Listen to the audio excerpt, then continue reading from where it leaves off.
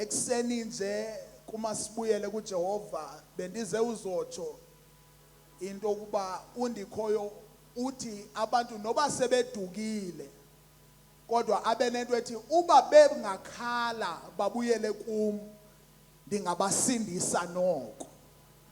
Uthi ndimlindile uSirayeli, ndilinde ixesha lokuba akhale. Ndilinde ixesha loba akhale. Ndize uzothi asiyongxaki for as long as singekakhali. Siqalisa uba ingxaki mhlazana sakhala. Ngoba uYehova wethu uthi noma ebesevenjana enhlizweni yakhe kodwa xa sithe sakhala uyavela azokusinceda. Uthi ke uEzra yena uthi sama ngasemfuleni.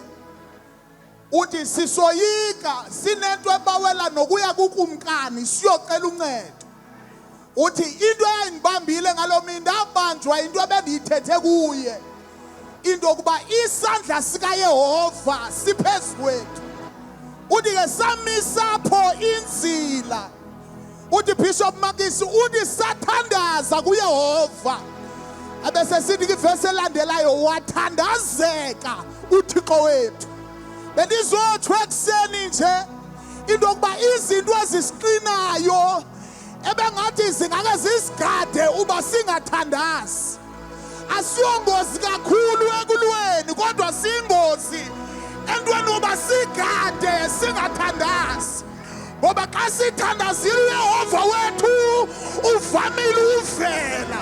Xa sithandazile uYehova wethu akahlaliseke ezulwini. Xa sithandazile uYehova wethu uyabonakala. Ethi ke iBhayibhile uHerode waba sisandla abathile balo ibandla kodwa akalivalela ibandla uba lingathandazi.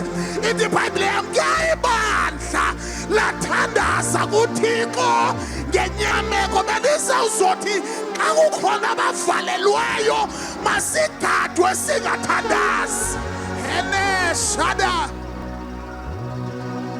sigade singathandazi.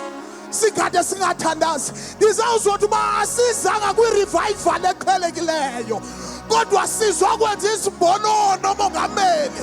Sizokhala kuYehova ngoba indlebe yakhe ayinzima ubingevi nengalo yakhe ayimfutshane ibingasindisi. SinoYehova.